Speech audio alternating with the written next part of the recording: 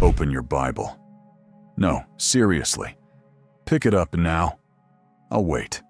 I need you to do something with me. I want you to find the Antichrist, not the idea of him, not the concept, not what your pastor said. I want you to show me where he is. The verse, the passage, the chapter.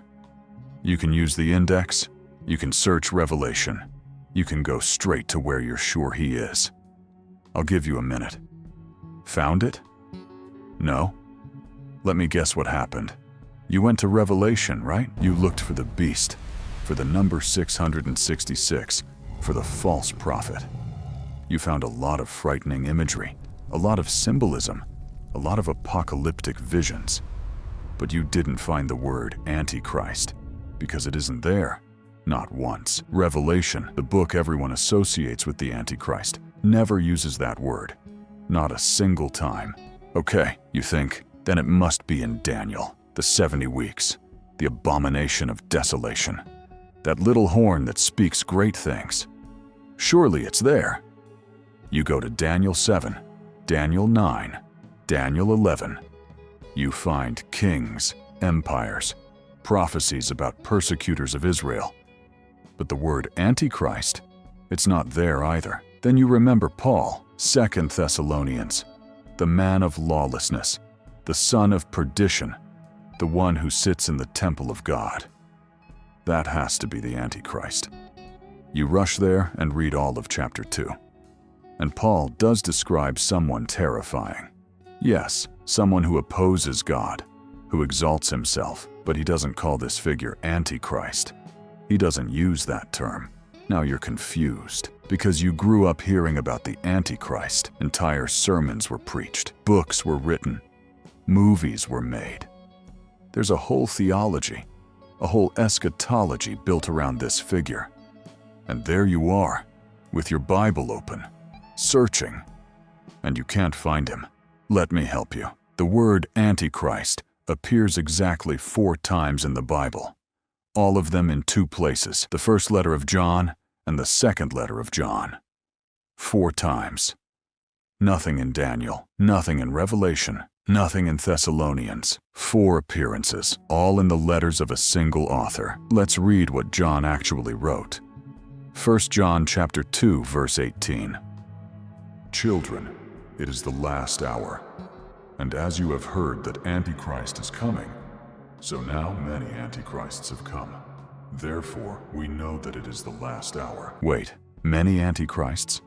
Wasn't it supposed to be one? The Antichrist, the great final enemy. John is saying that many already existed in his time.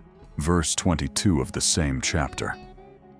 Who is the liar but the one who denies that Jesus is the Christ? This is the Antichrist, the one who denies the Father and the Son.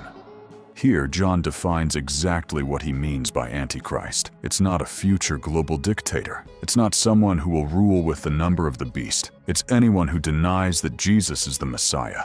Anyone, in John's time, in our time, any time. 1 John 4, verse 3. And every spirit that does not confess Jesus is not from God. This is the spirit of the Antichrist, which you heard was coming, and now is already in the world. Already was. In the 1st century, the spirit of the Antichrist was already at work when John was writing. 2 John, verse 7. For many deceivers have gone out into the world, those who do not confess that Jesus Christ has come in the flesh. Such a one is the deceiver and the Antichrist. Again, many. Not one. Many. And John is talking about people he knew who were deceiving the communities. So tell me, where is the world ruler? Where is the end times political leader? Where is the man who will make a covenant with Israel and then break it? Where are the chip, the mark, the one world system? It's not in John. He isn't talking about that. Now you might be thinking, but what about Daniel and Revelation and Paul? Aren't they talking about the same thing? Let's investigate like a detective. Let's follow the clues. Daniel writes about kings, specific kings who persecuted Israel. Antiochus Epiphanes, who profaned the temple. Empires that would rise against the people of God. He's talking about events that were future to him, but have already happened in history. He doesn't mention an Antichrist. He talks about kings and kingdoms. Revelation speaks of a beast from the sea, a beast from the land. It speaks of a dragon, of a false prophet. It uses dense apocalyptic symbolism, filled with imagery from the Old Testament, but it never, not once, calls any of these figures Antichrist. Why not? If John wrote both Revelation and the letters, why would he use the term in the letters, but not in Revelation? Because he's talking about different things. In the letters, John is dealing with a present, practical problem. People who denied the incarnation of Christ, heretics, false teachers. That was the immediate danger. In Revelation, he uses symbolic language to talk about Rome, persecution, and systems that oppose God throughout history. 2 Thessalonians speaks of the man of lawlessness. Paul is concerned because the Thessalonians thought the day of the Lord had already arrived.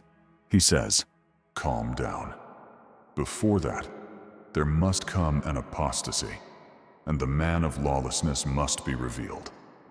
He describes someone who sits in the temple, but he doesn't say Antichrist, and his context is comforting a confused community. So what happened? How did we go from 4 mentions in John, talking about deniers of Christ in the 1st century, to a global supervillain of the end times? Someone connected the dots. Someone took the little horn of Daniel, the man of lawlessness from Paul, the beast from Revelation, and the Antichrists from John, and said, all of this must be the same person, and then built a narrative, a timeline, a system. But the texts don't do that. Each author is writing for a context, a situation, a purpose. Daniel is talking about kings who oppressed Israel. John is talking about heretics who denied the incarnation. Paul is talking about something restraining the manifestation of the day of the Lord. And Revelation is using symbolic language to speak of Rome and all empires that rise against God.